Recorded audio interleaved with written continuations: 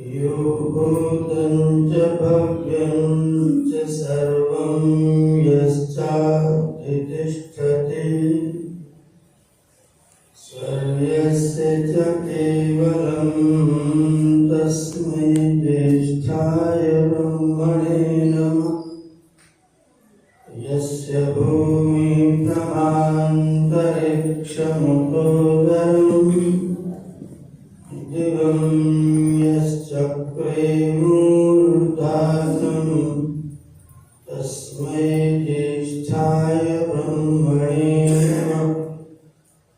यस्य कारुण्यलेशेन सर्वं सर्वत्र सिद्ध्यति संकल्पितं हृदाभीष्टं तं वन्दे जगदीश्वरं तं वन्दे परमेश्वरम्।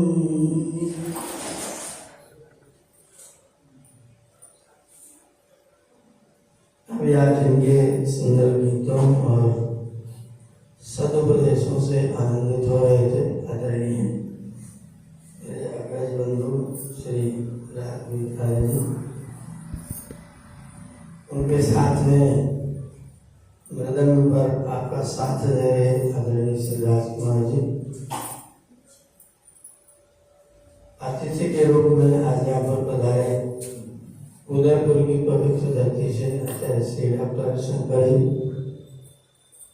इस कार्यक्रम के संचालक आदरणीय श्री डॉक्टर प्रणचार्य जी और इस कार्यक्रम के आयोजक और प्रायोजक श्रीमान रणजीत जी और श्रीमान रामकृष्ण जी, वंदनीय मातृशक्ति समादरणीय सज्जनों, प्यारे मित्रों, हमने चर्चा में किया था कि कथा इसलिए सुननी चाहिए, इतिहास इसलिए सुनना चाहिए कि हम उससे शिक्षा ले सकें।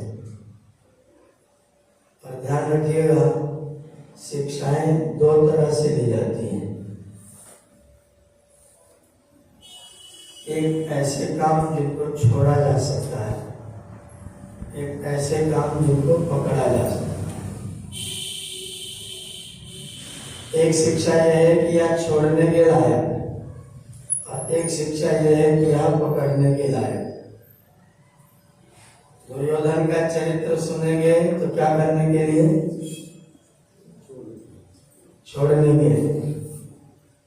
कंस का चरित्र सुनेंगे तो छोड़ने के, रावण का चरित्र सुनेंगे तो छोड़ने के, और राम का चरित्र सुनेंगे तो दोनों तरह के गुरु होते हैं।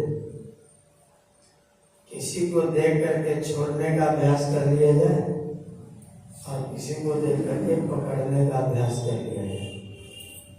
महाभारत को छोड़ने का अभ्यास और रामायण को, दोनों को पढ़ना चाहिए, दोनों को जानना चाहिए, लेकिन एक को छोड़ने के लिए जाना चाहिए और एक को पकड़ने के लिए जाना चाहिए। दोनों कथाएं सुनने के लायक है। पकड़ने वाले छोड़ने वाले दोनों तरह के लोग आपके गुरु होते हैं। आप अपनी गाड़ी से जा रहे हैं और आगे देखते हैं कोई गाड़ी उछली तो पीछे वाला ड्राइवर जान जाता है कि यहाँ गड्ढा है, तो सावधानी से चलाना है। उसको खतरे में देख करके आपने गाड़ी को ठीक से चलाने की बात सीख ली। तो एक हेय गुरु होता है और एक उपाधेय गुरु होता है। तो रामायण के जितने भी चरित्र हैं, जो भी चरित्र हैं, आप कुंभकर्ण से भी सीख सकते हैं, आप विभीषण से भी सीख सकते हैं, हनुमान जी, बाली जी, सुग्रीव जी, जामुन जी, ये सब आपको सिखाने वाले चरित्र हैं। कोई हेय चरित्र है, कोई उपादेय चरित्र है। तो दोनों तरह का चरित्र सीखने के लायक है। हम लोग रामायण की कथा सुन रहे हैं और कल आपने जो प्रसंग सुना था वो ये था कि देश देशांतर ये राजा दशरथ जी के यहाँ आए हुए हैं और उन सब राजाओं के सामने दशरथ जी ने एक प्रस्ताव रखा है। मैं वृद्ध हो गया हूँ, विश्राम करना चाहता हूँ और विश्राम करने से पहले अपने राज्य का किसी को अधिकारी बनाना चाहता हूँ और मैंने निश्चय कर लिया है कि मैं राम को अपने राज्य का उत्तराधिकारी बनाऊं। आपको किसी को भी प्रतिपत्ति हो तो आप लोग मुझे सुझाएं, मुझे बताएं। और सारे लोगों ने कह दिया कि नहीं जी, हमारा कोई सुझाव नहीं है, हम आपके निर्णय के साथ में हैं और राम ऐसे राजा हैं जिनकी छाया में रह करके हमको सुख होगा, जिनकी छाया में रह करके हमको आनंद हो। अगर आप राम को राजा बनाएंगे तो उनके साथ रहने में हमें प्रसन्नता हो। ये लोगों ने कह करके समर्थन कर दिया। आगे की कहानी आप सुनिएगा, मैं श्लोक पढ़ करके आपको सुना रहा हूँ। आप बिल्कुल इस कथा को उस तरह की कथा की तरह मत लीजिए मानो आप कक्षा में बैठे हुए और रामायण को पढ़ रहे हैं। इति तत् वचनम श्रुत्वा राजा तेषा मन प्रिय। जब उन लोगों ने कहा कि आप राम को राजा बना दीजिए, हमको बहुत आनंद होगा, तो उनकी उस प्रिय बात को सुन करके अजानन्य जिज्ञासु इदं वचनम अब्रवीत्, जैसे मैं नहीं जानता हूं ऐसा सोच करके ये प्रश्न उन्होंने पूछा। किसने पूछा? महाराज दशरथ ने पूछा उन राजाओं से, ऐसा कि जैसे मैं नहीं जानता हूं, आप हमको सुझाओ। तो राजा क्या पूछ रहे? श्रुत्वैवं वचनं यन्मे राघवं पतिमिच्छत। मेरी बात को सुन करके जो तुम राघव को पति चाहते हो। अब जो हम लोग सोचते ना कि कृष्ण जी 16,108 रानियों के पति थे, इस प्रतिशत को देख करके आपका सब भ्रम दूर हो जाना चाहिए। जो तुम लोग राम को अपना पति मानते हो, इसका मतलब सब राजा लोग महिला हो गई। पति का मतलब जिसके साथ जिसका विवाह हुआ है ये नहीं है। पति का मतलब होता है रक्षा करने वाला। इसीलिए राष्ट्रपति किसी से विवाहित नहीं है। विवाह के कारण राष्ट्रपति बनेगा, पूरे देश की जनता के साथ राष्ट्रपति को विवाह करना पड़ेगा। कृष्ण जी पति थे, राम जी पति थे, स्त्रियों के नहीं, राजाओं के पति थे, राजपति थे। सारे देश देशांतर के राजाओं ने राम को अपना पति स्वीकार किया। इसका मतलब विवाह कर लिया, अपना स्वामी स्वीकार कर लिया। उनके दिशा निर्देश में रहने पर अपने आप को समर्पित कर दिया कि राम जैसा कहीं हम सब मानेंगे। श्रुत्वैवं वचनं यन्मे राघवं पतिमिच्छत। आप लोग जो मेरी बात को सुन करके राघव को, रघुवंश के मणि श्री राम को जो अपना पति बनाना चाहते हो, तो राजाना संशयों में यम किमिदं ब्रूत तत्वता। मेरे मन में प्रश्न पैदा हो रहा है, आप लोग हमको समझाइए क्या प्रश्न है। कथम नु मयि धर्मेण पृथ्वी मनुष्यासति भवन्तो द्रष्टुमिच्छन्ति युवराजं ममात्मजं। कथम नु मयि धर्मेण, जब मैं धर्म पूर्वक अपने राज्य का शासन कर रहा हूं तो तुम नालायक को क्यों कह रहे हो कि राम को बना दो, तुम हट जाओ? है क्यों नहीं कह रहे हो? तुम ही बने रहो। शंका ठीक है, विचित्र शंका है। खुद ही प्रस्ताव रख रहे हैं और फिर क्या कह रहे हैं? मैंने तुमको बुलाया धर्मपूर्वक, तो तुम मुझे क्या मानते हो? मैं राज्य करने के लायक नहीं हूं? तुमने एक दिन भी क्यों नहीं कहा कि आप ही बने रहिए, अभी राम को राजा बनाने की कोई जरूरत नहीं? ये मेरी शंका दूर करो। मुझे तुम लोग क्या मानते हो? तुम लोग मुझसे, कौन लोग हैं जो मुझसे लड़ करके जीत लेना चाहते हो? मैं तुमको जीत लूंगा, तुम राजा मतलब बुरे हो गए। इसका मतलब तुम लोग हमको बुरा मानते हो।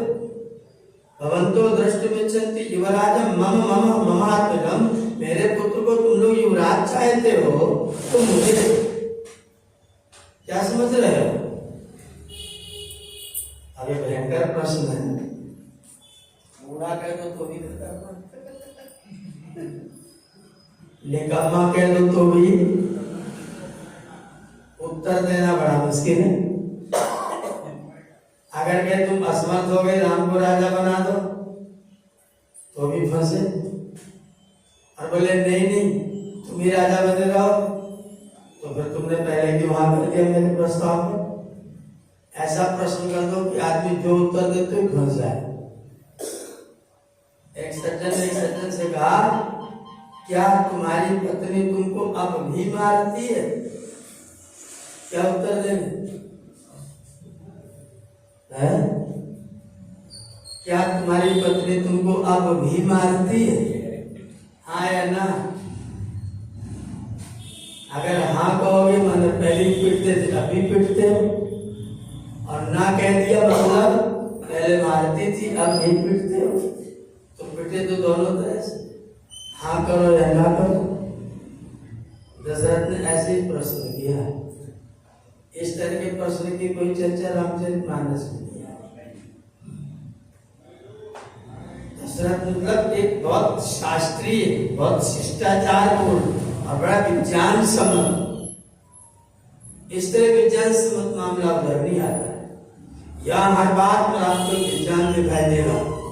दशरथ ने पूछा, मैंने प्रस्ताव रखा, तुमने एक तो आदमी खड़ा हो जाता, कहते नहीं तुम बने रहो, तुम्हें रिटायर होने की कोई जरूरत नहीं है। रोहित शर्मा ने पूछा कि मैं कप्तानी छोड़ूं कि न छोड़ूं? हाँ छोड़ दो।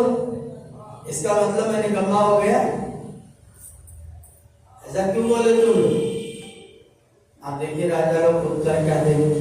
हमारे सामने संशय है, आपके सामने प्रश्न आ जाए तो क्या करेंगे? कैसे समझाएंगे लोग कि दशरथ भी संतुष्ट हो जाए, राम भी संतुष्ट हो जाए? सांप मर जाए लाठी न टूटे, कैसा उत्तर देंगे?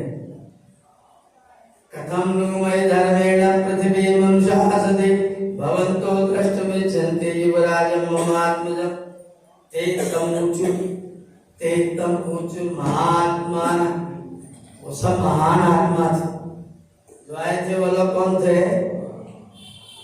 महात्मा थे। महात्मा माने क्या? सब सन्यासी थे, लाल कपड़ा पहन के आए थे। हमारे लोग ऐसे ही भ्रम करते, महात्मा हो गए माने लाल कपड़ा पहले। नहीं, जिसके मन में जो है वही वाणी में है, वही कर्म में, उसका नाम है महात्मा। मनसि एकम वचसि एकम कर्मणि एकम महात्मना, और वचसि अन्य मनसि अन्य कर्मणि अन्य दुरात्मना। मन में, वचन में, कर्म में जिसकी एकता नहीं है वो दुरात्मा, और जिसके तीनों एक है वो। तो राजाओं को क्या कहा जा रहा है? एतमुचुर महात्माना पौरुजान पदैसा बाहो नृप कल्याण गुणा पुत्र से संतिते। हे राजन, आप बिल्कुल भी रिटायर्ड नहीं होने के लायक। आप रिटायर्ड होने के लायक बिल्कुल। आप राजा बने रहे तो हमको कोई संकट नहीं है, लेकिन कल्याण गुणाते पुत्र से संति बाहवा। तुम्हारे पुत्र के जो गुण हैं वो अत्यंत हैं, अनेक हैं, और हम सब का कल्याण करने के लायक है, इसलिए हम तुम्हारे पुत्र का समर्थन कर रहे हैं। तो पुत्र की भी प्रशंसा, पिताजी को भी लगा रहने दिया, उन्हें खड़ा रहने दिया। हम तुम्हारे राम का समर्थन क्यों कर रहे हैं? क्योंकि राम के अंदर अनेक कल्याणकारी गुण है। आपके अंदर दोष है ऐसा नहीं है, लेकिन राम के अंदर अनेक कल्याणकारी गुण है, इसलिए अगर राम राजा बने तो हमारा समर्थन उनके साथ में है। राम में कोई गलती नहीं, उनको राजा बनाया जाए कोई नुकसान होगा।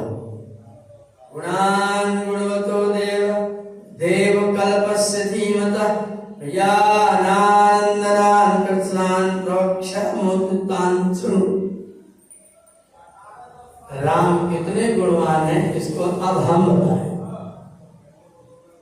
तुम्हारा पुत्र है ना, तुम्हें भी नहीं पता होगा।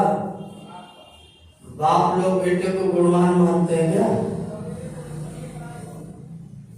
जो बाप लोग हैं, बेटा कितने उन्नति कर, पर बाप लोग को हमेशा कमी लगी रहती है। स्वभाव से पिता का दोष नहीं है।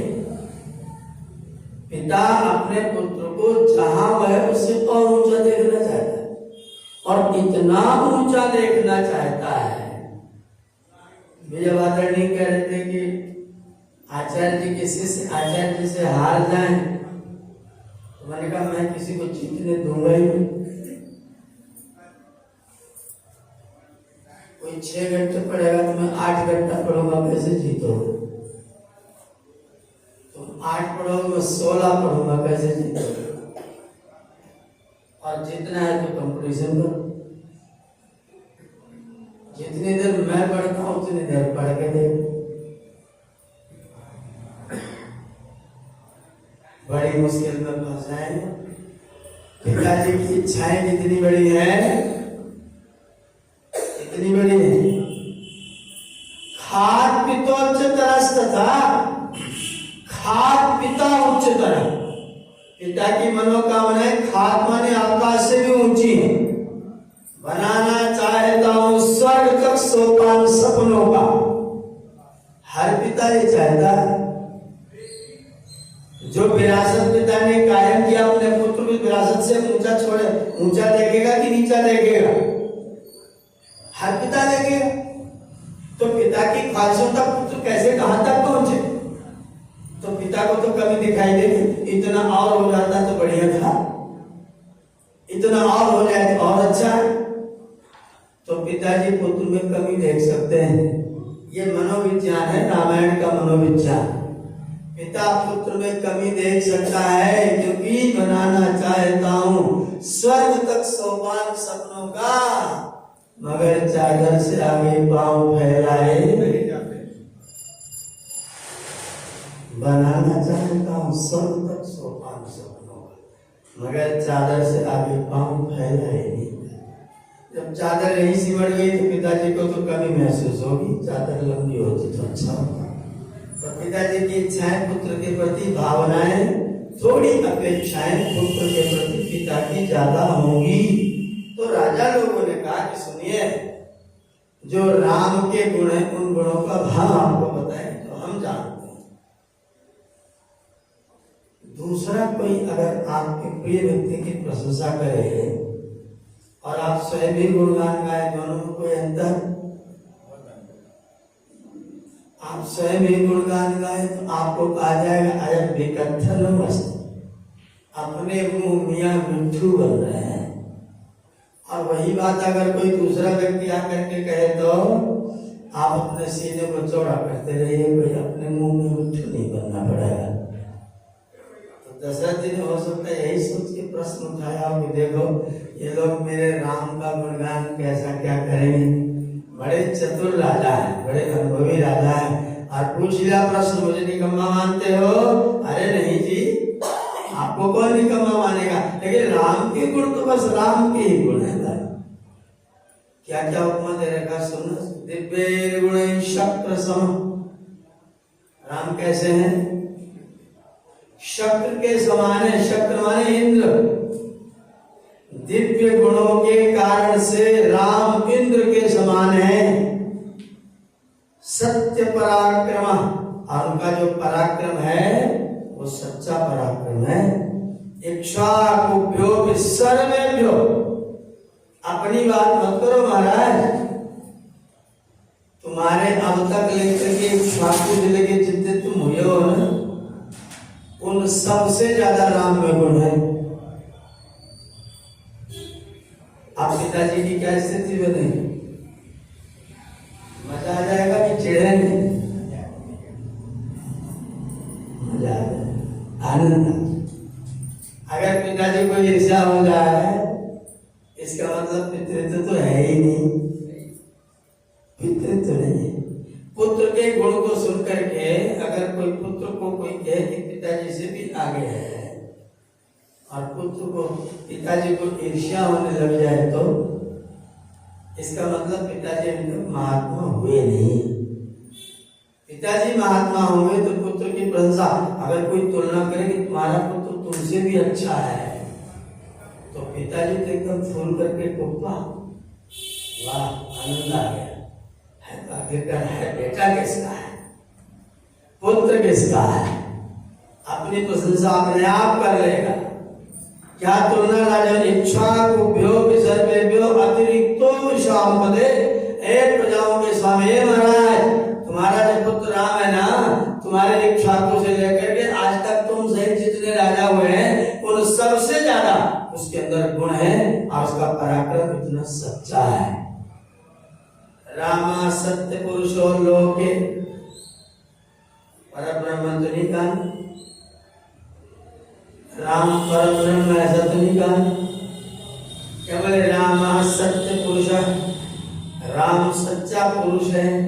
कहा लोक में, धर्म परायण, और धर्म में तत्पर है, धर्म करने में रत है। साक्षात रामात् विनिवृत्तो, बड़ी गजब की तुलना की, साक्षात रामात् विनिवृत्तो धर्मश्चापि श्रेयसा। अगर राम को धर्म से अलग कर दिया जाए ना तो धर्म ही श्रीहीन होता है, धर्म की ही सारी शोभा नष्ट हो जाए। राम धर्म की मूर्ति, और धर्म की जो शोभा है वो राम के साथ रहने के कारण से, अगर राम को धर्म से अलग कर दे तो धर्म ही श्रीहीन हो जाए। इतनी जबरदस्त उत्प्रेक्षा, इतनी जबरदस्त उपमा, धर्म की ही रेड पिट जाएगी अगर राम ने धर्म छोड़ दिया। राम को तुम क्या, राम ही साक्षात धर्म है। ये बात सुनकर के तो एकदम दशरथ जी बिल्कुल प्रसन्न, आनंद।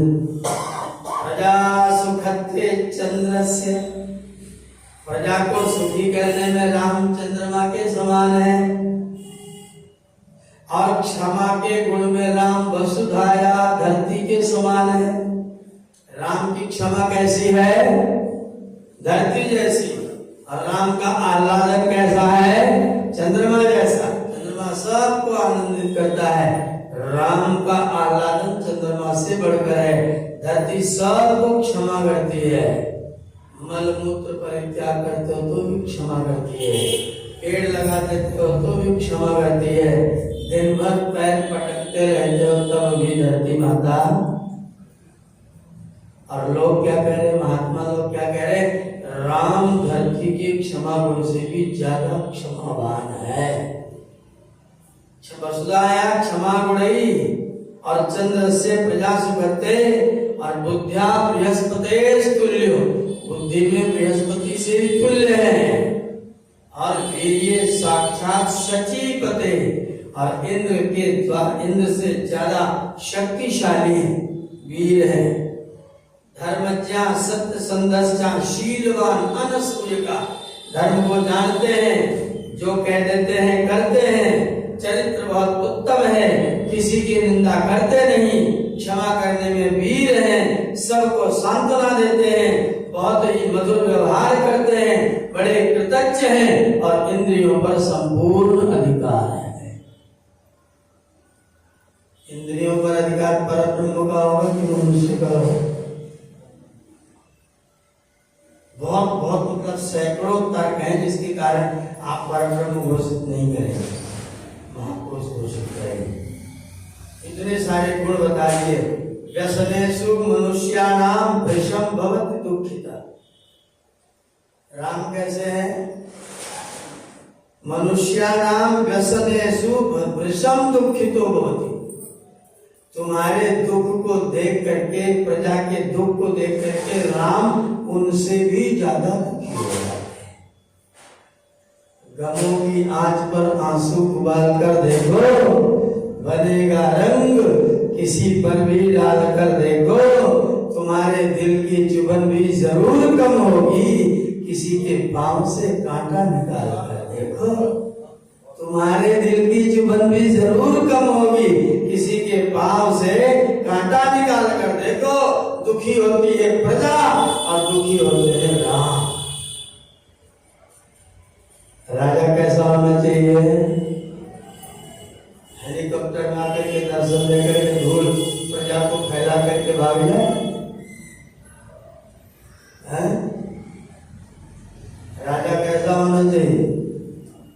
सबको धूल भगा के भागे?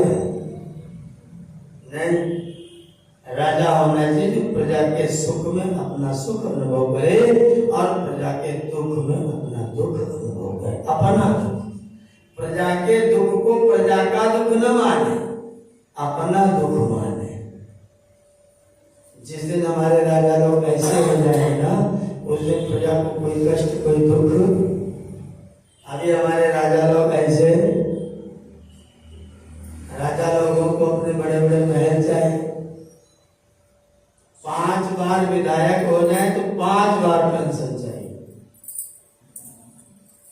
एक बार प्रधान, एक बार विधायक, एक बार सांसद, एक बार राज्यसभा सांसद बन जाए, एक बार राष्ट्रपति बन जाए तो 7 पेंशन चाहिए। और प्रजा को कितनी चाहिए? प्रजा की पेंशन गायब। प्रजा 2005 के बाद जो नौकरी पाएगी उसकी पेंशन, और अपने 2015 में बने तो भी अपनी पेंशन। राजा को होना कैसा चाहिए? प्रजा के दुख को अपना दुख समझे। मेरे राज्य में ऐसे राजा हुए हैं, धोबी कपड़े लेकर के आया प्रधानमंत्री लाल बहादुर शास्त्री जी के पास। धोबी ने कपड़े लिए, उसने कहा बाबूजी पैसे चाहिए। बोले अभी वेतन नहीं मिला है। प्रधानमंत्री कह रहे अभी वेतन नहीं मिला है, मिल जाएगा तो दे देना। माता ललिता शास्त्री ने कहा कि मेरे पास रखे में दे दो। बोले हाँ दे दो।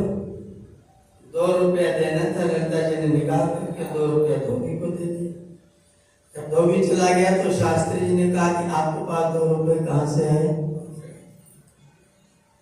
ललिता जी बोली जो आप मुझे घर के खर्चे के लिए देते हैं उसमें से मैंने इस महीने में 2 रुपए बचाए। प्रधानमंत्री जी ने बैठ करके लेटर लिखा कार्यालय को कि मेरे वेतन में से इस महीने से 2 रुपया कम कर दिया जाए, क्योंकि मेरी पत्नी 2 रुपए कम में भी अपना काम घर का खर्चा चला लेती है, इसके पास में 2 रुपया बचा रहता था। वो लेटर लोकसभा संग्रहालय में अभी लिखा हुआ रखा हुआ है। प्रधानमंत्री ने पत्र लिखा मेरी पत्नी 2 रुपए कम में घर का खर्चा, इसके पास अतिरिक्त तो 2 रुपया बच जाता है, तो ऐसा करो अगले महीने से मेरा वेतन 2 रुपया कम कर दो। मुझे कितना वेतन चाहिए? जितने में मेरा खर्चा आराम से चल जाए। कुर्ता फटा हुआ है, सेवक ने निकाला, गुरुजी ये कुर्ता तो कॉलर से फटा है। अरे कोई बात नहीं, जाड़े में जैकेट के नीचे फटा कुर्ता दिखाई नहीं देता है। जाड़े में जैकेट के नीचे फटा कुर्ता नहीं गया, जैकेट चल जाए, गर्मी में देखें बदलवा दे। प्रधानमंत्री के ऐसे आदर्श उदाहरण भी इसी समय में, इस समय में भी ऐसे प्रधानमंत्री आपके यहाँ हुए हैं। डॉक्टर देवव्रत जी जब हिमाचल के राज्यपाल बनकर के गए तो पूरी अलमारी शीशे की पूरी दुनिया भर के देशों की शराब से भरी हुई थी। ये राज्यपाल बनकर के वहां गए राजभवन, शीशे में पूरा दारू का अड्डा भरा हुआ है, सब तरह। इन्होंने जाकर के सेवकों को बुलाया, बोले ये सब क्या है? बोले साहब जो भी राज्यपाल आता है सब नई नई और मंगा देते हैं। बोले इसको सबको निकालो और हमारे पीछे पार्क में गड्ढा खोदो और उसमें इसको सबको गाड़ दो, और सीधी बोतलें मत गाड़ देना, नहीं तो बाद में खोद के पीते रहो, फोड़ फोड़ के गाड़ना। और कम से कम 10 फीट गहरे गड्ढे में गाड़ और यहाँ ला करके मेरा हवन कुंड लगा, मेरा ये जो कुंड यहाँ लगा दो। अब आज के बाद इस कमरे में बैठ करके हवन होगा और यहाँ ला करके सेल्फ में पुस्तकें लगा दो, यहाँ पर मेरा पुस्तकालय होगा और मेरे यज्ञ का स्थान होगा। हिमाचल प्रदेश के राजभवन से दारू का पूरा मामला चौपट। ऐसे लोग अब भी गिने चुने इक्के दुक्के नाम लेने भर को है और ऐसे ऐसे चिरकुट भी है कि पाए तो प्रजा की लंगोटी उतार करके ले जाए, ऐसे चिरकुट भी है। राजा के बारे में क्या कहा जा रहा है यहाँ पर, ये बहुत दिव्य बात है। व्यसनेषु मनुष्याणाम वृषम भवति दुःखिता। और ये पिताजी नहीं कह रहे, जो दुनिया भर के राजा आए थे वो बता रहे हैं कि राम जब किसी अपनी प्रजा के देवते को दुखी देखते हैं तो उनसे ज्यादा वृषम माने जो उनका जो गौतम उससे ज्यादा दुखी राम हो जाते हैं।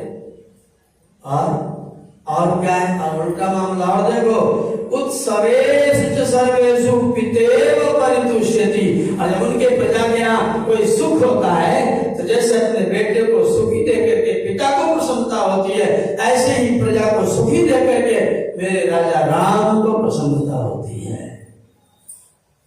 प्रजा को दुखी देख करके राम उनसे ज्यादा दुखी होते हैं और प्रजा को सुखी देख करके मेरे राम पिता के समान अपने प्रजा के सुख के कारण से सुखी होते हैं।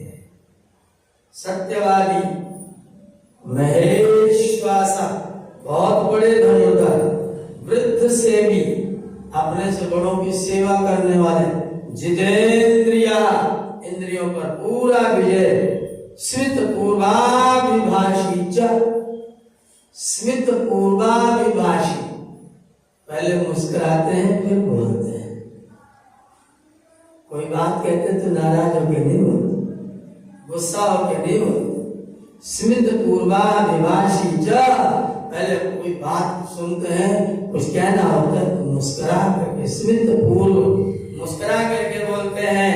धर्मम सर्वात्मनाश्रिता, और सब प्रकार से धर्म के ऊपर आश्रित है। नाशक क्रोधा प्रसादश्च, निरर्थोस्ति कदाचन, बिना मतलब का ना तो प्रसन्नता करते हैं ना तो क्रोध करते हैं। बिना मतलब का ना तो प्रसन्नता करते हैं ना तो क्रोध करते हैं। हमारे गांव में पांडे जी थे, गंजी खोद के लेके आ रहे थे। गंजी समझते हैं ना, सकल गंज खोद के और डलिया में भर करके लेके आ। उनका डलिया 60 किलो से नीचे का नहीं होता, बहुत तगड़े थे, छोटा वजन कभी नहीं उठाते। 60 किलो गंजी डलिया में लाद के कुदाल कंधे पर रख के लेके आ रहे थे। बरसात का मौसम था, पैर फिसल गया, गिर गए। कुदाल का पेट निकाल के लोहा अलग कर दिया, डंडा लेकर के पैर को मारा, 20 डंडा। अपने पैर को मारा 20 डंडा। उल्लू का पट्टा पसेरी में खाता, गिरा कैसे? ये क्रोध सार्थक है कि निरर्थक है? ये सच्ची घटना है। अपने पैर को मारे 20 बेट, कुदाल के बेट से पैर को पीट पीट के लाल कर दिया। एक पसेरी खाता है और चला नहीं जाता है, गिर गिर पड़ रहा है। उसके बाद में गंजी सब पलट और झोली का पेंदा पेट मार के तोड़ दिया। तो मेरे सिर पे रह नहीं सकती थी, नीचे कैसे गिर जा रही है?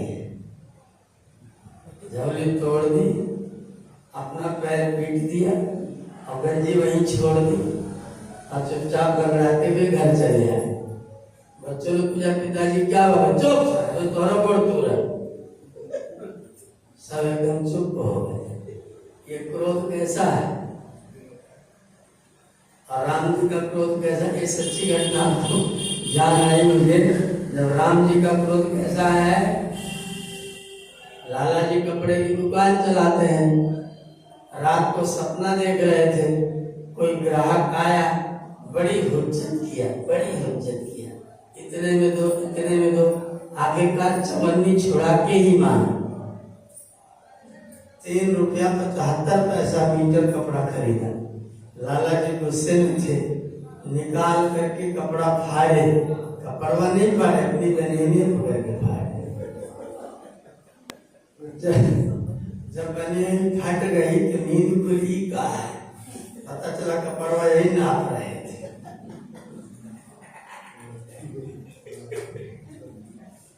सपने में भी कपड़ा बेच रहे हैं। नास्य क्रोध प्रसादश्च, हम लोग निरर्थक गुस्सा करते रहते हैं ना। दाल में थोड़ा नमक ज्यादा हो गया तो थाली उठा के फेंक दी, सार्थक है कि निरर्थक? बोलना छोड़ दिया, सार्थक है कि निरर्थक? शाम तक फिर बोलोगे कि नहीं? है? नहीं बोलो, नहीं बोलोगे तो शाम को भूखे रहना है। तो काहे गुस्सा कर रहे हैं? और गुस्सा इतना भयानक कि लगा कि बस आज के बाद तो पत्नी घर में रह नहीं सकती है। और सवेरे ऐसे बतला रहे जैसे समझियाने में आए। ये जो चरित्र है दोगला वाला, राम वाला ये चरित्र नहीं है। नास्य क्रोध हम लोगों में है, यूं ही गुस्सा करते बिना मतलब में, बिना मतलब का गुस्सा। चप्पल पहने पैर में 3 बार नहीं उठा के फेंक दी, थोड़ी देर बाद फिर अपने आप जाकर के ढूंढ के लेके आ रहा है। तो क्या फेंके थे भैया? क्या फेंके थे? फेंके थे निरर्थक कथा। प्रसन्न हुआ तो बिना मतलब का, खुश हो जाओगे कुछ दोगे नहीं, नाराज हो जाओगे कुछ लोगे नहीं। तुम्हारे नाराज होने का फायदा क्या? तुम्हारे खुश होने का फायदा क्या? अरे नाराज होते तो सरेआम आते और खुश होते तो फिर सरेआम आते। तुम्हारी प्रसन्नता से किसी को लाभ होना चाहिए और तुम्हारी नाराजगी से कुछ हानि भी होनी चाहिए। तुम जब अपने थूके अपने चाटे, अपने थूके अपने चाटे, फिर तुम क्या कर रहे हो? ऐसा गुस्सा करने की कोई जरूरत? 1 घंटा तू मैं किया और थोड़ी देर बाद कल भैया लेकर के बतिया रहे हैं। कहा क्या हो गया? आपका नाराज रहेंगे? तो तब क्यों हुए थे भैया?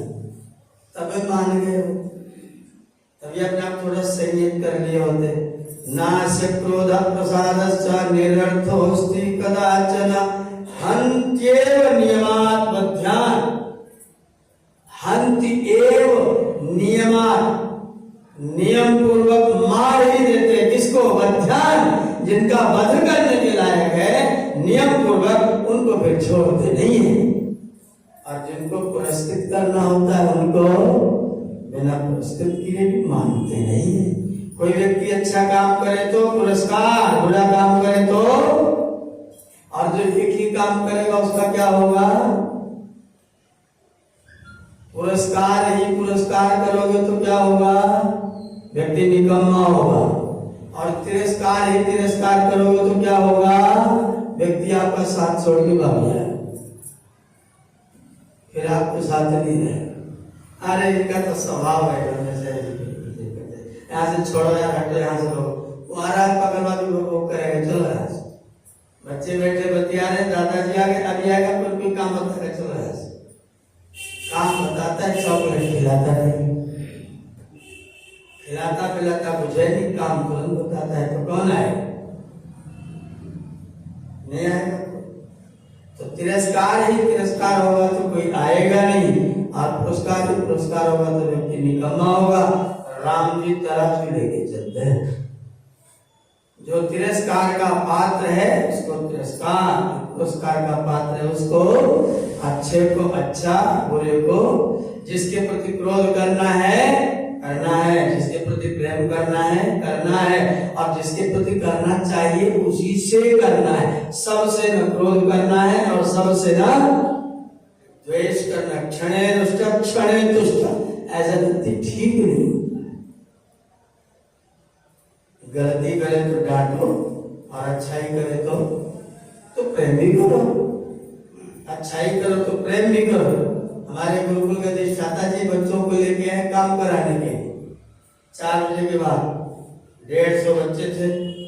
सब कमरों में ढूंढ के बच्चों को जो मिल गया उसको पकड़ 25 बच्चों को लेकर के चल दी काम करने के लिए। अधिष्ठाता जी आगे आगे, बच्चे पीछे पीछे। एक रास्ता है, 5 बच्चे गायब, दूसरा रास्ता है 3 बच्चे गायब, चौथा रास्ता है 3 गायब। जब अपने कार्य के स्थल पर पहुंचे तो पता लगा एकटो नहीं है। फिर लौट के हमारे पास आए, तब मैं वहां अध्यापक हो गया था। बोले भैया ये इतने बदमाश लोग हैं, मैं लेके जा रहा था, वहां पहुंचे पीछे देखता हूं पता लगा एक भी नहीं। अब जाके तू ही काम कर। मैंने जाके बच्चों से कहा जाओ थोड़ा काम करना, सब बच्चे मेरे साथ आ गए। जब सब बच्चे आगे काम वाम पूरा हो गया तो शाम को मैं अपने गुरु जी के पास, अधिष्ठाता जी के पास बैठा। मैंने कहा मैं आपसे कितना छोटा हूं? बोले 40 साल। मैंने कहा 20 साल वाले की बात सब बच्चे मानते हैं और 60 साल वाले की कोई नहीं मानता, कारण क्या है? बोले सब बदमाश है। क्या जवाब दिया? सब। मैंने कहा बदमाश होते तो मैं कैसे काम कराता? बोले तुम्हारी मानते हैं, हमारी नहीं मानते। कारण कुछ तो होगा, कुछ तो मामला होगा, मेरी मानते। बोले तुम दंडित करते, दंडित तो आप भी करते हो, दंडित तो आप भी करते हो, आप भी नहीं मान रहे, मेरी मान रहे, कुछ तो कारण होगा। बोले तुम ही बताओ क्या कारण है? मैंने कहा इनको हर हफ्ता कचौड़ी खिलाया करो, फिर तो वो कैसे बात मानेंगे। कंजूसी मत किया करो, बहुत कंजूसी करते थे। उन्होंने कहा कंजूसी मत किया करो, इनको काम देते हैं तो थोड़ा पुरस्कृत भी करना चाहिए, थोड़ा तो कुछ तो बढ़िया मामला भी आना चाहिए। आज तुमने बहुत अच्छा काम किया, चलो तुमको खीर खिलाए। और बच्चों ने भरपेट जम के जब खीर खाया तो ब्रह्मचारी फिर 3 दिन तो खीर की याद करके काम करते रहे। चौथे दिन भूले फिर खीर खिलाते। हफ्ते में 2 बार खीर खिला दिया, पूरा हफ्ता मस्त होकर काम करे। पुरस्कार और तिरस्कार दोनों। 150 लोग आपके साथ रह करके जाको में जुट जाए। अभी भी हमारे 40-50 जो विद्यार्थी हैं, रात में दिन में कितने भी बजे काम में लगा, कोई हटेगा? कितने भी बजे काम में लगा, और किसी भी काम में लगा। सुबह 4 बजे, रात के 1 बजे, 2 बजे, 3 बजे, 11 बजे, 12 बजे, जितने भी बजे। कुंभ के मेले में 12-12 बजे तक हम लोग ट्रैक्टर बांध के लोगों को रोकने की जुगाड़ करते थे। शाम होते वक्त ऐसा टाइम आता था कि एक को कंबल नहीं बचा, एक कंबल में 4 जने सुकून के उसे घुस करके बैठ जाओ, बाकी सब अतिथियों को दे। ऐसा भी रात हम लोगों ने व्यतीत की।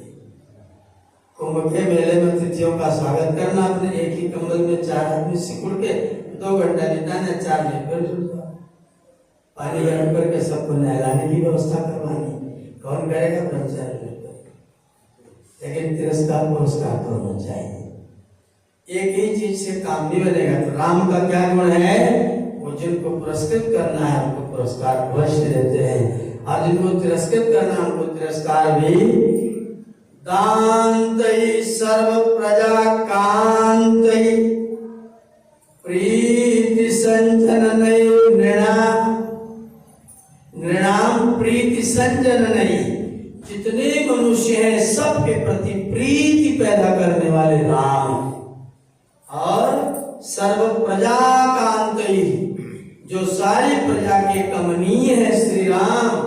गुणैर भी रुचे राम, राम इतने गुणवान हैं कि प्रजा के कांत बन करके रहते हैं, प्रजा उनको देखने के लिए लालायित रहती है।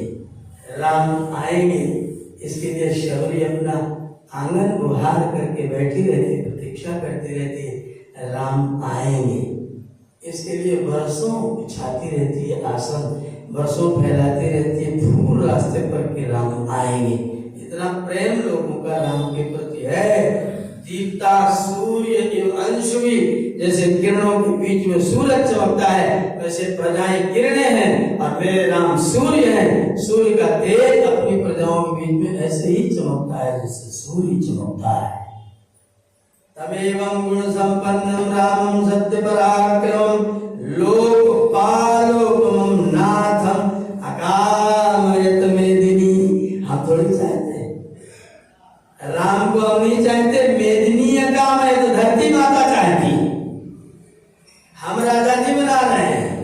अरे धरती माता अपने ज्येष्ठ पुत्र को अपने ऊपर शासन करने के लिए नियुक्त करना चाहती है। मोदी जी ने पूछा बनारस लड़ने क्यों आए? बोले गंगा मैया ने बुलाया। इसने बुलाया और कोई होता तो क्या उत्तर देता? मैं मेरी मर्जी जहां से वहां से लड़ू। तुम पूछने वाले होते कोनों में कहां से लड़ूंगा? मोदी क्या बोलते हैं? मुझे गंगा मैया ने बुलाया। कुछ दिन बाद केजरीवाल वही लड़ने पहुंचते, वो भी नदी में नहाए। नहा के बाद में पत्रकारों ने पूछा तुम क्यों आए? बोले मोदी को हराने आए। बोले हरा जाना टिल्लू। क्या उत्तर दिए? ये सब इंटरव्यू रखा हुआ, अभी भी पूरा सब वीडियो है पूरा, आप ढूंढ के देख। मोदी क्या बोले? क्यों आए? गंगा माँ ने बुलाया। केजरीवाल क्या बोले? मोदी को हराने आए। और दिल्ली के प्रचार में क्या बोले? मोदी जी इस जन्म में तो मुझे नहीं हरा पाएंगे, अगला जन्म लेंगे तो शायद हरा पाए। अगला जन्म की पिछला जन्म?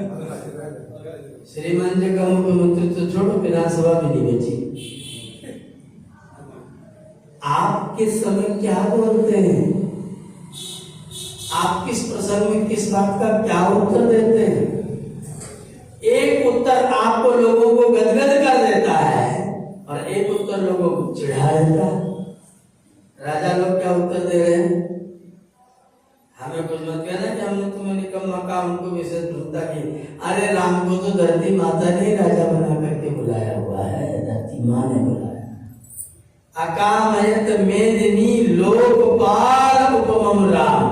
राम लोकपाल के समान है और धरती माता ने ही उनको राजा बनाने के लिए बुलाया है। हम तो धरती के पुत्र हैं, जब माता ने ही आदेश कर दिया तो हम क्या करें? हमारी कोई गलती नहीं। वो सुना है ना, राजा ने हाथी गांव में भेजा, बोले हाथी को पालो पोसो सेवा करो, इसके मरने की सूचना करा के दे दिया तो सीधा लटका दूंगा। गांव के लोग बड़े ध्यान से सेवा करने लगे, भैया मरने की सूचना अगर आ गई तो हम लोग सब मारे जाएंगे। एक दिन हाथी मर गया। गांव की पंचायत बैठी, राजा को कैसे बताएं, लोगों को कैसे बताएं? बोले राजवीर जी को बुलाओ, वही बताएंगे। राजवीर जी को बुलाओ, ये आए। बोले हमरा क्या बताने जाएंगे? लोगों ने बैठ करके माला जपना शुरू किया, हे भगवान अगर ये जिंदा बच जाए तो राम बचाए इसको। राजवीर जी चल दिए कुर्ता धोती पहन, वहां जाके बोलते, बोले राजन एक सूचना लाए। बोले क्या सूचना है? बोले आपका हाथी लेटा हुआ है, ना तो कान फड़फड़ाता है, ना तो पैर हिलाता है, ना तो सूंड चलाता है, ना तो पूंछ चलाता है, आराम से लेटा हुआ है। शाम को लेटा था तब से अभी तक न उठा है, न बैठा है, न हिलता है, न डुलता है। राजा ने कहा तो क्या हाथी मर गया? ये मैं कैसे कहूँ? तुम कहो, ये तुमको हाथी मर गया? बोले मतलब कुछ नहीं। बोले हम ये बात नहीं कह सकते हाथी कैसे मर जाए? हमने कब कहा हाथी मर गया? लेटा है, हिलाता डुलाता कुछ नहीं, आराम कर रहा है। आगे वाला जो कह रहे हो आप कह लीजिए। राजा दूसरी हाथी पर बैठ कर के आए, हाथी को देखा, बोले तो मर गया। बोले तो फांसी पर चढ़ने के लायक तो आप ही हो। आपने मरने का कहा है, हमने तो मरने का नहीं कहा, मरने का आपने कहा। बात भी कह दी और मरने भी नहीं दिया। मरने का जो कहे वो दंड पाए, हमने तो मरने की सूचना कदा भी नहीं दी। ये भाषा का आनंद है, ये आपकी वाणी की गंभीरता का आनंद है। आप किस प्रश्न का, किस सवाल का क्या जवाब देंगे कि व्यक्ति एकदम से चुप हो जाए और प्रसन्न भी रह जाए। ना ऐसा नहीं कि चुप हो जाए फिर मिलाने लग जाए, डर के मारा छट रहा है कि मौका मिला बच्चा ऐसी दवा हम कर भी तुमको भी देंगे, नहीं, चुप हो जाए और तेल मिलाने में जाता है। ऐसी वाणी प्रियम च सत्यम च, ऐसी वाणी जो सत्य भी हो और प्रिय भी हो, ऐसी भाषा बोली जाए। ये राजा लोगों ने वही भाषा बोले। लोकपालोकम नाथम अकाम मेदिनी अपने लोकपाल के समान व्यक्ति को अपने नाथ के रूप में कामना प्रस्तुत किया है, और नाथ होने के लायक अगर कोई है तो मेरा राम ही है, इसलिए हमने उसका समर्थन किया था। राम इंदीवर श्याम, कमल के समान जिनकी आंखें हैं, सर्व शत्रु निवर्हणम, सारे शत्रुओं को मारने वाले राम है। पश्यामो यौवराज्यस्थम, युवराज के पद पर बैठा हुआ हम राम को देख रहे हैं। तब राजोत्तमात्मजम, हे राजन तुम्हारे उत्तम पुत्र को हम तो गद्दी पर बैठा हुआ साक्षात देख रहे हैं। बाकी निर्णय आपके हाथ में, आप जानो। हम निकेरे राजा मरा हुआ है, हम निकेरे राजा कमजोर हो गया है। बस राम को धरती माता ने चाहा है, अगर आप चाहो तो धरती माता की इच्छा को पूर्ण कर दो।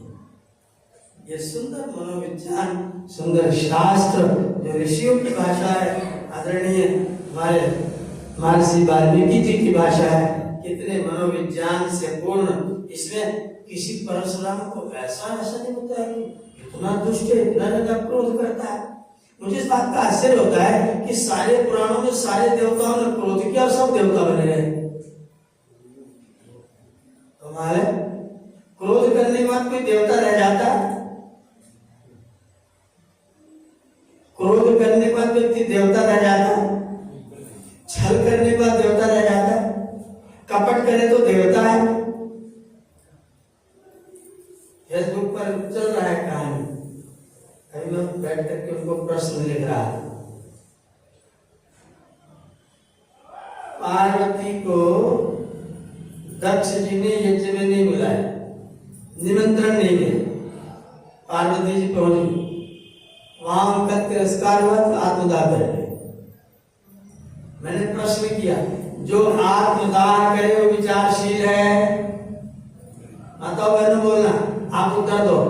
क्या पिता के किसी अच्छे कार्य में पुत्री को निमंत्रण की प्रतीक्षा करनी चाहिए? और पिताजी न बुलाए तो नाराज हो जाना चाहिए? बोलो आप लोग क्या करोगे? पिताजी मेरी कथा आपके घर में करवाएं और आपको निमंत्रण ना भेजे तो क्या करोगे? पिताजी की जगह पे खंडन करो कि अपने आप ही जाओ? और जाओगे किधर के लिए? बिटिया हमने तुमको तो नहीं बुलाया था। तो बिटिया क्या करेगी? नाराज होगी कि मुस्कुरा बोले पिताजी को बुलाने का बुलाना पड़ेगा क्या? और मेरा घर है, मेरे पिताजी का घर है, मेरी जन्मभूमि है, आप बुलाओगे तब मैं आऊंगी क्या? यहाँ आने का मेरा हक है, नाराज होने का हक। पार्वती जी नाराज हो रही, और इतना नाराज कि आत्महत्या कर ले रहे। इस क्रोध का, ये क्रोध का कारण है, किसका कारण है? अभी राम जी का गुण क्या सुन रहे थे? बिना कारण के गुस्सा। अगर पार्वती जी बोलती कि मेरे पिता का घर है, आपने नहीं बुलाया, कोई बात नहीं, मैं कथा में आई हूँ, नाराजगी मेरी है कि आपके घर में भोजन नहीं करूंगी, पर ये जी में कोई विध्वंस करने वाली, सत्कर्म में गुस्सा होकर के विध्वंस करने वाला व्यक्ति देवता है? मैं तो नहीं मानू, मैं तो नहीं मानू। सत्कर्म में गुस्सा होकर के विध्वंस कर दे, मैं तो नहीं मानता कि वो देवता है। आप सत्कर्म को होने दीजिए, नाराजगी भोजन में कर लीजिए। तुमने बुलाया तो था नहीं, हम तुम्हारे भोजन नहीं करेंगे। आए हैं, कथा सुनेंगे, सत्संग करेंगे, लेकिन आपके यहाँ भोजन या नाराज यहाँ भी करिए ना, आप लोग बात मत करिए। कमाल हो गया, मुझे निमंत्रण न बुलाया जाए, कल रणजीत जी कार्यक्रम करें, 8 साल से मुझे बुला रहे हैं, रवि साहब के नाम पर नया व्यक्ति बदलेंगे, तो मैं क्या करूं? यहाँ आकर के यहाँ लगा और लगा लूं तो रणजीत जी क्या सोचेंगे? ये कहानी सुना था तुमको, 8 साल कथा सुना, इतना बेवकूफ है? 8 साल कथा सुना व्यक्ति इतना बेवकूफ है? हम इसको देवी देवता मानते हैं, ये जरा सा कार्ड में नाम नहीं है तो नाराज हो गए, आप क्या कर लिया? कमाल हो गया। मैंने भी 60 पत्र लेके भेजे श्रीमती को, जो पोस्ट भेजी थी उनको, 3 दिन से अगल बगल भाग रहे हैं, सीधे करने का जवाब नहीं दे रहे। अभी मैंने 60 पत्र लेके भेजे, अगर उत्तर आएगा कल बताऊं उन्होंने क्या उत्तर दिया है। क्या छल करने वाले को देव कहे? कपट करने वाले को देव कहें, झूठ बोलने वाले को देव कहें, क्रोध करने वाले को देव कहें, जरस का आत्महत्या का निमंत्रण नहीं दिया, कौन सा अपराध हो गया? अरे आपके पास कार्ड नहीं है लेकिन कथा चलती है और आप आकर के कथा सुनते तो कथा भाग जाती क्या? आपको प्रसाद नहीं मिलता क्या? प्रेम से आते और बुलाने वालों को सिर झुकाना पड़ता कि हमने तो नहीं बुलाया लेकिन फिर भी आए, अब मैं उनको क्या करूं? मुझसे गलती होगी, मैंने उनको निमंत्रित नहीं किया। कथा में आते तो आपका बड़प्पन होता, छोटापन नहीं होता। ना आते तो आपने अपने आप को साधारण मनुष्य रहने दिया, देवत्व तो अपने जीवन में आपने आने नहीं दिया। ये लोक व्यवहार की चीजें हैं, लोक व्यवहार की चीजें। हम उनको देव कह रहे हैं और राम जी के बारे में क्या कह रहा है? बिना मतलब का क्रोध, जिसका कोई परिणाम नहीं निकलेगा, ऐसा गुस्सा, जूता पैर में नहीं आ रहा तब जा करके भाड़ गया। एक व्यक्ति रूस गया, वहां सर्दी बहुत थी, पानी बरस गया, चमड़े का कोट था, पानी बरसा, सर्दी थी, चमड़े का कोट था, फैल करके घुटने तक आ गया। इसने कहा कि मेरी इज्जत खराब कर दे, उन्हें पेंची लेकर के यहाँ से काट दिया। एक महीना बाद भारतवर्ष लौटे तो कोट ब्लाउज बन गया। जो चमड़ा फैल के लंबा हुआ था, जब यहाँ से काट दिया तो सिकुड़ गया। अब उसका क्या करें? लोगों ने कहा ये क्या किया तुमने? बोला वहां लंबा हो गया तो बोले चलो बैठिए, काटने की क्या जरूरत थी? काट दिया तो काम क्या हो गया? बेकार का कोई काम व्यक्ति को करना जिसका कोई परिणाम न निकले, ऐसा काम व्यक्ति को। आप फूफा जी हैं, क्या नाम? वैसे फूफा है, फूफा है। आप जब अभूतपूर्व जीजा थे आपका सम्मान होता था, अब आप भूतपूर्व जीजा हो गए। आपके स्थान पर उसी परिवार में अभूतपूर्व जीजा आ गए हैं तो सम्मान किसका ज्यादा हो? और आप पहले जीजा थे तो आप फूफा हो गए तो आपको कितना सम्मान चाहिए?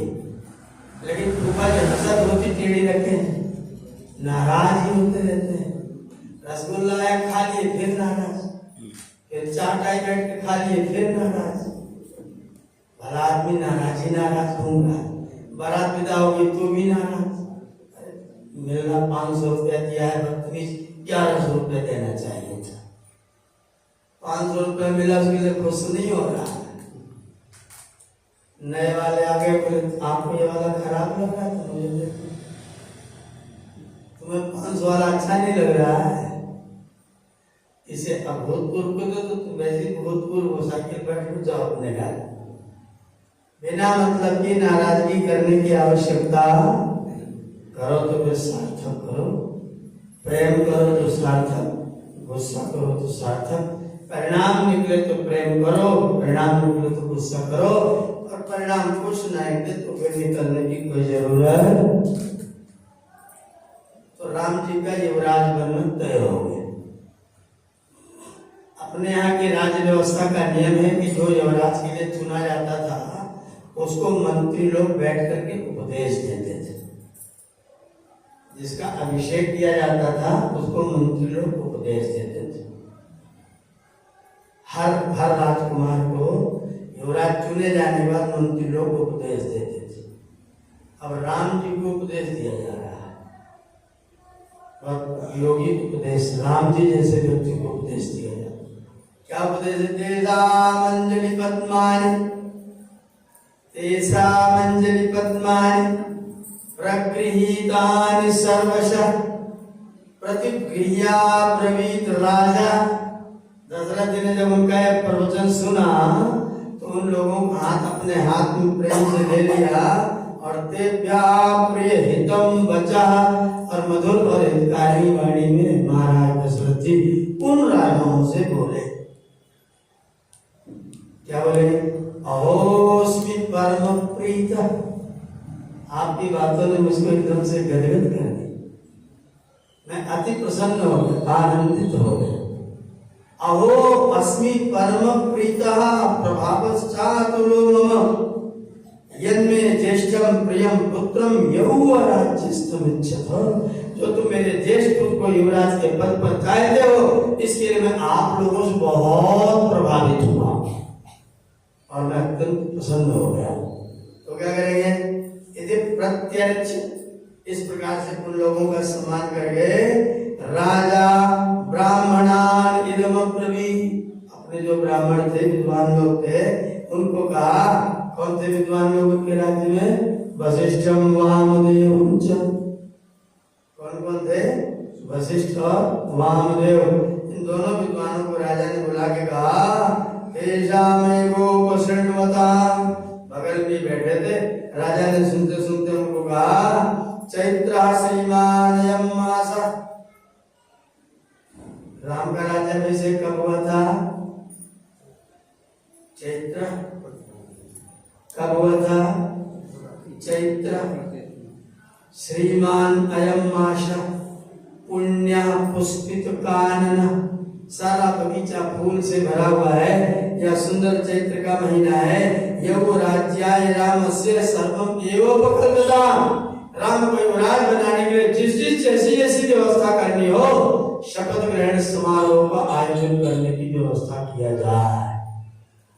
चैत्र मासा, ध्यान रखिएगा, ये महीना 14 साल के लिए वनवास हो रहा है। 14 साल कब पूरा होगा? राम कब आएंगे? दीपावली पर।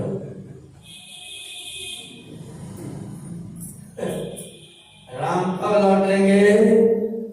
अभी आगे आएगा। भरत की प्रतिज्ञा है कि जिस दिन 14वां साल पूरा होगा, उस दिन से अगर एक भी दिन तुमने लेट किया तो मैं आपको जला लूंगा, आत्मदाह कर दूंगा। अब राम जी कब लौटेंगे? यहीं आगे लिखा आएगा, चैत्र शुक्ल षष्ठी को राम जी अयोध्या लौट करके पहुंच गए। तिथि से चैत्र शुक्ल षष्ठी को राम जी अयोध्या में पहुंच गए। तो जो लोग दीपावली पर बुला के दीप जला रहे हो, सही है कि गलत है? अप्रमाण है, बनाई हुई कहानी है। दीपावली पर दीप जलाने का प्रयोजन राम का आगमन नहीं है। दीपावली पर दीप जलाने का प्रयोजन और है। इसलिए हमें अपने इतिहास को, भूगोल को, गणित को ठीक ढंग से समझने की आवश्यकता है। सत्य श्रीमान अयम मासा पुण्य पुष्पित कानन यौवराज्याय रामस्य सर्वमेवोपकल्पितम्, राज्यस्तु परते वाक्ये।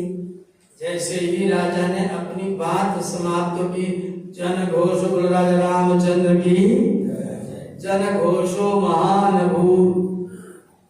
जब पास हो गया प्रस्ताव, सारे लोग पास कर दिया और उनका युवराज पद का आप शपथ ग्रहण समारोह करिए, तो सारे लोगों ने एक साथ जोरदार जय घोष किया। जन घोषो महान भूत शनैस्तमस्मिन् प्रशान्ते च जन घोषे, जोर से जयकारा लगा, जोरदार। जब जन घोष समाप्त हुआ तब फिर राजा ने वशिष्ठम मुनिशार्दूल, मुनिशार्दूल मुनियों में श्रेष्ठ वशिष्ठ जी को राजा ने कहा, अभिषेकाय रामस्य यत् कर्म, जो करना हो सपरिच्छद, सारी सामग्री के साथ, तदद्य भगवन् सर्वम आज्ञापयितुमर्हसि, आप नौकरों को, सेवकों को आज्ञा दे दीजिए कि वो राज्याभिषेक की सारी सामग्री तैयार कर लें और राम जी को उपवास करने की सूचना दे दें। राज्याभिषेक होगा तो ऐसे नहीं होगा, उपवास करना पड़ेगा, यज्ञ करना पड़ेगा। तो जो जो करना है सब व्यवस्था सेवकों को बता करके सब जगह सूचना भिजवा दीजिए। तत्श्रुत्वा भूमिपालस्य वशिष्ठो द्विजशततमः आदिदेशाकृतो राज्य, राजा के सामने ही नौकरों का सेवक लोग हाथ बढ़ाया, महाराज आज्ञा दीजिए, सबको तुम ये करो, तुम ये करो, तुम समझाना, तुम सामत, तुम घेराना, तुम हमकुंड बनाओ, तुम ऐसी व्यवस्था करो, तुम पानी छिड़काव करवाओ, तुम पद बंधनवार बनाओ, तुम ये करो। तो सारा कार्यभार वशिष्ठ जी ने तुरंत के तुरंत फटाफट लोगों को बांट दिया। सुवर्णादीनि रत्नानि बलीन सर्वौषधि, सारी औषधियां बुलाई जाएंगी। सुवर्ण आदि रत्न बुलाए जाएंगे। शुक्ल माल्यानि, सफेद रंग के फूलों की माला मंगाई जाएगी। लाजा होम किया जाएगा। मधु और घी अलग अलग मंगाया जाएगा। चतुरंग बलम चैव गजम शुभ लक्षण, शुभ लक्षण वाला एक हाथी बुलाया जाएगा। चामर व्यजने श्वेते, उसके ऊपर चामर और व्यजन, सफेद रंग का चामर और व्यजन बुलाया जाएगा। ध्वजम छत्रम च पांडुरम, सफेद रंग का छाता और ध्वज लगा हुआ उनका एक रथ बुलाया जाएगा। शतम च शात कुंभाना,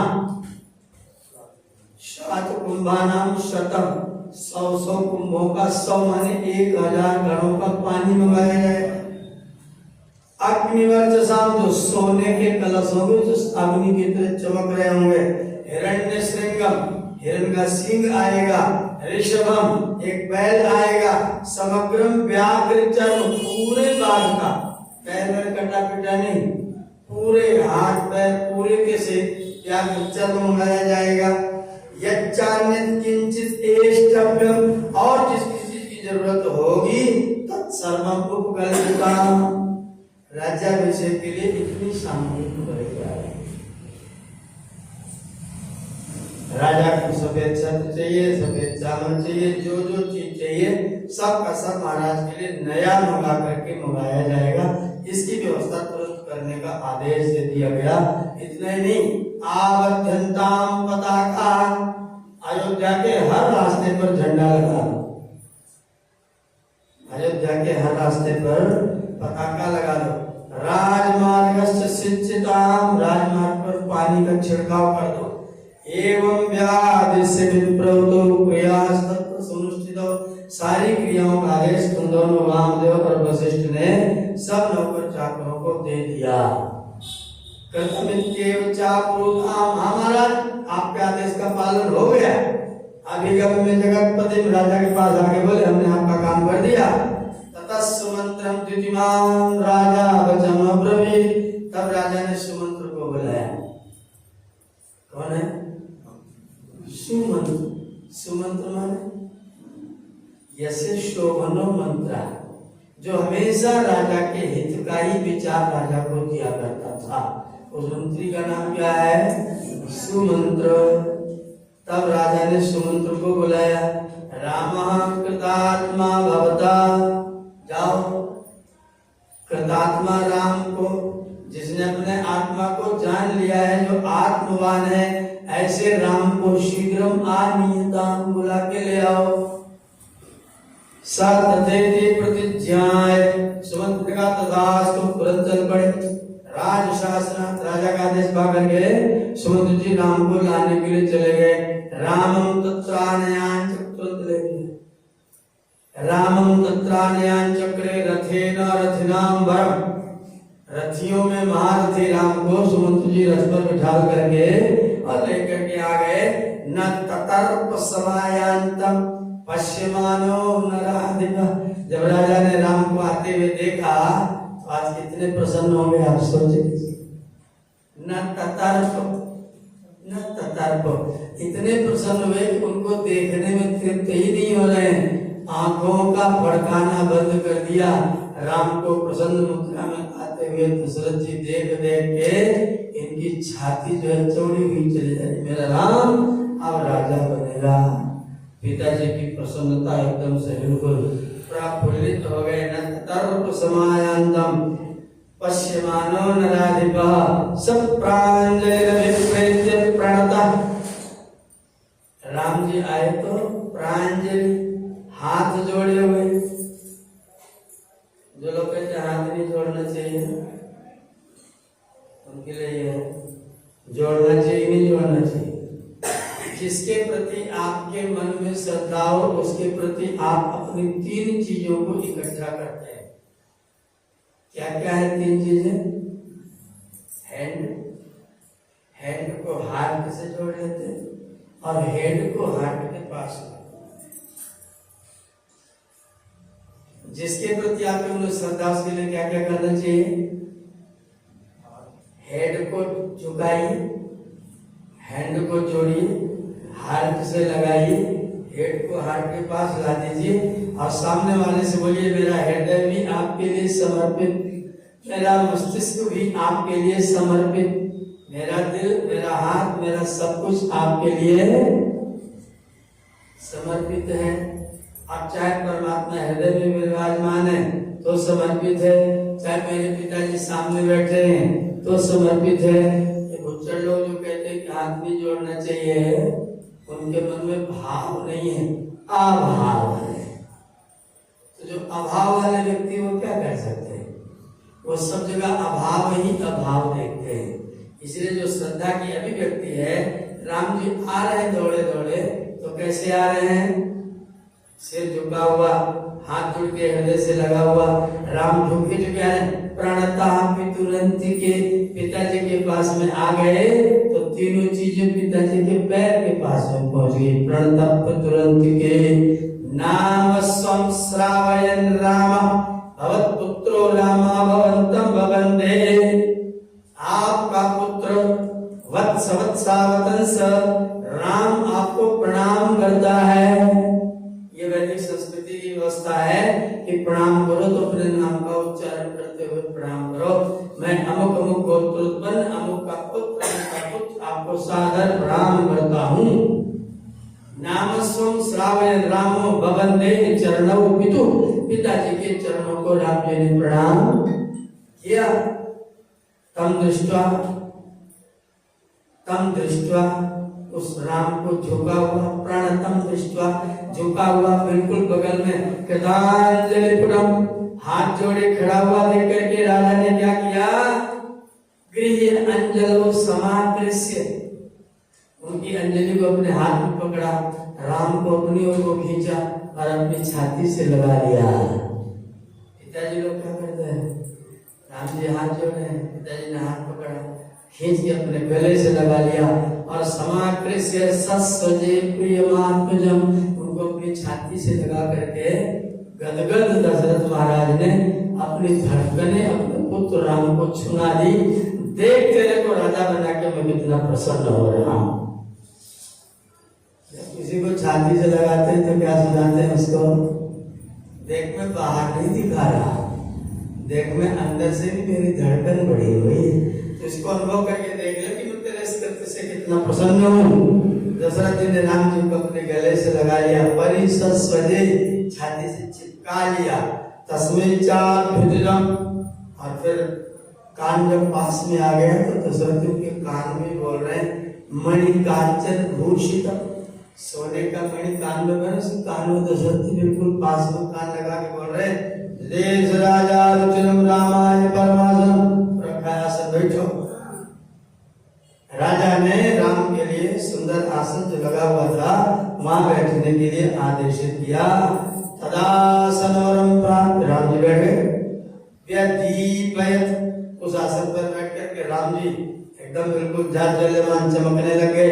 स्वयैव प्रभया मेरुम उदये, जैसे ही मेरु जो है पर्वत की चोटी पर सूरज जैसे चमकता है, वैसे आसन पर बैठ करके राम जी सुशोभित होने लगे।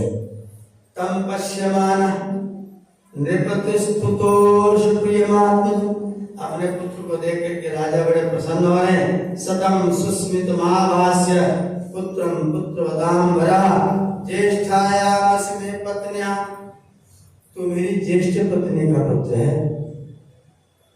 सदृश्याम, जैसी वो है वैसे ही तू है। मेरी कौशल्या कितनी अच्छी है, उस अच्छी कौशल्या का तू वैसा ही अच्छा मेरा पुत्र है। उत्पन्नस्तम गुणश्रेष्ठ, तुम गुणों में श्रेष्ठ उत्पन्न हुए हो। मम राम आत्मज प्रिय, तू मेरे प्रिय आत्मज हो। यतस्त्वया प्रजाश्चैमा स्वगुणैरनुरंजिता, हे राम तुमने अपने गुणों से मेरे राज्य की प्रजाओं को अनुरक्त कर लिया। सारी प्रजाएं तुमको चाहती हैं, तुम्हें प्रेम करती हैं।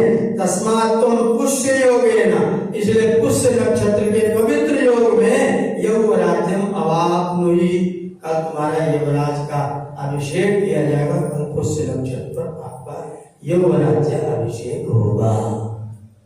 पुष्य माने पुष्णार्थ, जो पोषण करने वाला नक्षत्र है उस नक्षत्र में तुम्हारा राज्याभिषेक किया जाएगा। कामतस्तम, दशरथ समझा रहे, कामतस्तम प्रकृत्यैव विनीता, तुम स्वभाव से ही विनीत हो, स्वभाव से ही गुणवान हो, लेकिन गुणवत्ते तुम हो गुणवान, लेकिन फिर भी तुम्हारे हित की बात मैं तुमसे कहना चाहूंगा। ऐसा ना हो कि राजा बनने के बाद फिर मैं राजा हो गया, मैं मुख्यमंत्री की शपथ लेने जाऊंगा मेट्रो में बैठ के और राजा बन जाऊंगा, फॉर्च्यूनर में चलूंगा, बन जाऊंगा तो बदल जाऊंगा। अभी जब तक नहीं बनूंगा तब तक बहुत विलम्ब हूं, और जब बन गया तो सुन लो भैया, राज्य प्राप्त कर ममता प्रभुता पाई का हिम्मत नहीं। क्या कहा बाबा जी ने? प्रभुता पाई का हिम्मत नहीं। प्रभुता को प्राप्त करके किसको हिम्मत नहीं होता, किसको अभिमान नहीं होता है। तो कल तुम युवराज बन जाओगे तो फिर तुमको समझना पड़ेगा, विनीत को गुणवानसी गुणवत्ते पितु स्नेहात् पुत्र ते हितम बख्शामि। मैं तुम्हारी हितकारी बात कर रहा हूँ। भूयो विनय मास्ताय, ध्यान रखो तुम्हारी जो विनम्रता आज है, विनम्रता कभी भी समाप्त तो ऐसे ही बने रहना। और सुनो, राजा बन करके लंपटता में मत फंस जाना। भव नित्यम जितेंद्रिय, अपने इंद्रियों पर तुमने विजय। आप कल्पना करें 25 साल के व्यक्ति का विवाह हुआ, 12 साल हो गया, कोई संतान है क्या? और 14 साल वन में फिर साथ रहेंगे, कोई संतान है क्या? विवाह होने के 26 साल के बाद तो फिर संतान होने का योग हुआ है। मतलब विवाह के बाद भी इतने दिन तक व्यक्ति अपने जीवन को संयम में रखने वाला व्यक्ति कैसा होगा, कल्पना जरा करके सोचिए। कल्पना करके विवाह होने के 26 वर्ष तक भाई साथ में रहता, और छोटा भाई ऐसा कि भाभी का चेहरा नहीं देखता, चरण देखता है, रात भर सोता नहीं, कुटिया के बाहर वज्रासन पर बैठा रहता है। ये जो आदर्श आपके हैं, वो आदर्श संसार के और किसी इतिहास में प्राप्त होंगे क्या? इनमें लालटेन लेके देखो तब भी ना मिले। जो आदर्श आपकी संस्कृति के पास में है, और फिर भी दशरथ, ऐसे राम को भी दशरथ, देखो भैया जितेंद्रियता तुम्हारी समाप्त नहीं होनी चाहिए। काम क्रोध समुत्थानी त्यजेता व्यसनानि च, काम और क्रोध से जो दुर्गुण दुर्व्यसन पैदा होते हैं उनको सर्वथा त्याग करके रखना। परीक्षया वर्तमान, तुम अपने आप को राजा बना के बैठोगे ना तो एक की नजर सब पर होगी, सबकी नजर तुम पर होगी। छोटी बात है, हम लोग मंच पर रहते, हमको कितनी आंखें देखती हैं और हम कितनों को देखते हैं? हम हजारों हजारों को देखते हैं, और लोग सब मिलकर हमको अकेले को देखते हैं। तो कितना सावधान रहना पड़ेगा। ए राम वृत्त्या वर्तमान परोक्षया वृत्त्या प्रत्यक्षया, परोक्ष वृत्ति प्रत्यक्ष वृत्ति के साथ अमात्य प्रकृति सर्वा प्रकृति चानुलते, सारे सेवकों पर रात दिन काम में लगा दो। सारे लोग मिल करके केवल प्रजा का दुख देखिए, प्रजा कहाँ दुखी है, कहाँ नाली टूटी है, कहाँ खराब काम हो रहा है, कहाँ पानी नहीं मिल रहा है, कहाँ बिजली खाद नहीं मिल रही है, जाके रात को घूम घूम कर देखो, और जहाँ नहीं मिलता है तुरंत प्रभाव से उपलब्ध करावे। राजा का काम है। राजा शब्द इसलिए बनाए क्योंकि प्रजा का रंजन करना उसका मुख्य कर्तव्य है। राजा माने प्रजा के मन का रंजन करने वाला, या रंजयति प्रजा असौ राजा, जो प्रजा को हमेशा रंजित करता रहता है उसी का नाम राजा होता है। अपने दूतों को लगा दो, रात में देखे दिन में देखे, कहीं कोई अन्याय होता हुआ नजर नहीं होना चाहिए।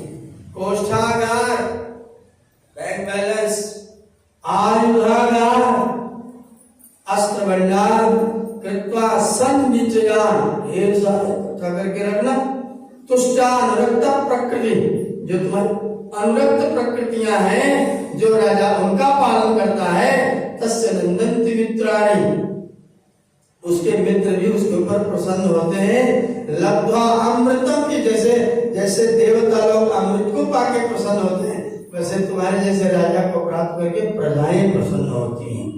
तस्मात् पुत्र त्वमात्मानं नियम्य एवं समाचर, अपने को नियम में रखते हुए ही तुम राजपद को प्राप्त करके इस राज्य के ऊपर अपना शासन करना। तत्श्रुत्वा सुहृदस्तस्य, राम के मित्र लोग थे, जब दशरथ जी का ये उपदेश सुना तो त्वरिता शीघ्रमभ्येत्य कौसल्याय निवेदन, सब भाग के गए माता कौशल्या को सूचना सुनाने के बाद कल तो राम जी को अभिषेक प्राप्त हो जाएगा, माँ तुम्हारा बेटा कल राजा बनेगा। यहाँ पर यह अध्याय समाप्त होता है। अभी कौशल्या जी के पास में सूचना देने के लिए लोग चले गए। दशरथ जी ने अपने पुत्र को जो उपदेश दिया है वो हर पिता को अपने पुत्र को देना चाहिए। मेरे बेटे, मेरे जीते जी तू जैसा रहा है, मेरे चले जाने के बाद तू मुझको भुला तो नहीं देगा। लोग ये तो नहीं कहेंगे बाप तो बहुत अच्छा था लेकिन ये तो नालायक निकल गया, दुष्ट निकल गया, ऐसा तो नहीं होगा। हर पिता ये उपदेश देगा। वो उपदेश महाराज दशरथ ने राम जी को दिया है, बड़े विज्ञान पूर्वक उपदेश दिया है, बड़े शांत स्वभाव से बड़े आनंद पूर्वक उपदेश दिया है। और भगवान श्री राम को समझा रहे हैं कि देखो राज्य तो तुमको मिलेगा, लेकिन राज्य को संचालित करने का नैतिक उत्तरदायित्व तुम्हारा होगा। इसको तुम संभालोगे तो तुम आनंद से रहोगे, और नहीं संभाल पाए तो फिर तुम जानो, तुम्हारा काम जानो, कहना अपना काम और करना तुम्हारा काम। ये उपदेश है, ये मनोविज्ञान है, ये राजनीति है, ये संदेश है श्रीमान वाल्मीकि जी की इस रामायण का, जो आपने ध्यान पूर्वक सुना। 10 मिनट अतिरिक्त हो गया है, 1 घंटा 25 मिनट लगातार आपने इस कथा को सुना है। ये कथा चाहे जितनी देर तक मुझे लगता है कि कोई नहीं सोचेगा कि अब ठीक ही नहीं है, बहुत हो गया।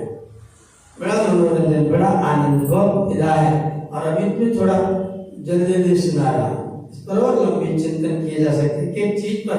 इसमें मनोविज्ञान मिलेगा, इसमें आपको दर्शन मिलेगा, इसमें आपको उपनिषद मिलेगा, उसमें आपको वेद मिलेगा, उसमें आपको गीता, राम, जो आप चाहोगे सब आपके जीवन की हर समस्या का समाधान रामायण के श्लोकों में आपके लिए लिखा हुआ रखा है। राम की कथा ऐसी नहीं है जो आपकी समस्याओं को अलग रखे और आपको अलग रखे। जीवन की हर समस्या का समाधान इसमें राम के चरित्र के ब्याज से आप अपने आप को राम के रूप में खड़ा करके प्राप्त कर सकते हैं। ऐसा ये अमर ग्रंथ है जो सुनने के लायक है। इसलिए वंदे वाल्मीकि कोकिलम, हम वाल्मीकि कोयल को प्रणाम करते हैं, जिसने पूजनतम राम रामेति, जिसने राम राम का पूजन किया है। ऐसे कोयल वाल्मीकि जी को हम प्रणाम करते हुए आज के दिन इस कथा को वर्णित करते हैं। कल फिर इसी प्रकार से आपसे भेंट होगी। मेरा निवेदन है हाथ जोड़ के कि आदरणीय राजवीर जी जो बहुत अच्छा भजन सुनाते हैं, आप लोग थोड़ा बाद में आते हैं, थोड़ा इनको आबाद रखिएगा तो बर्बाद होने से बच जाइए। थोड़ा और समय दे दीजिए। आज 5-6 दिन तो हो गए, 5 दिन तो हो गए। 1 2 3 1 2 3 के बाद खत्म। 4 दिन की कहानी है, चौथे दिन तो समापन हो जाएगा।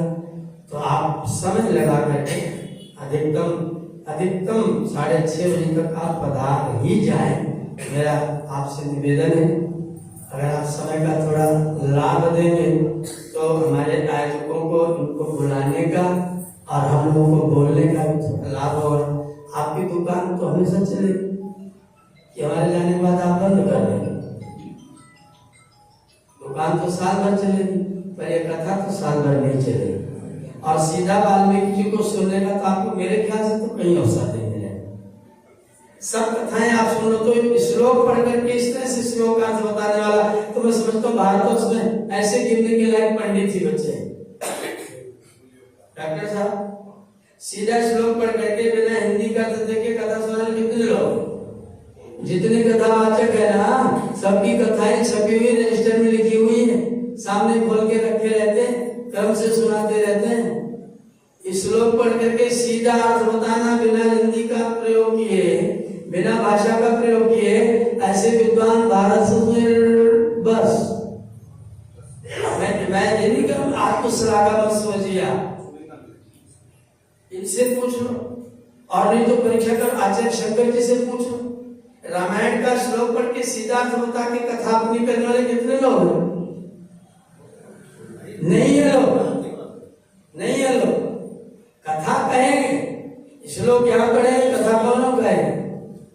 श्लोक पढ़ करके राम ने क्या कहा, दशरथ ने क्या कहा, सीधा अर्थ बताने वाली कथा आप ढूंढे चले जाओ कश्मीर तक, कन्याकुमारी तक, शायद आपको प्राप्त नहीं होगी। ये विलक्षण ही कथा है, और ये रणजीत जैसे लोग ही करा सकते हैं।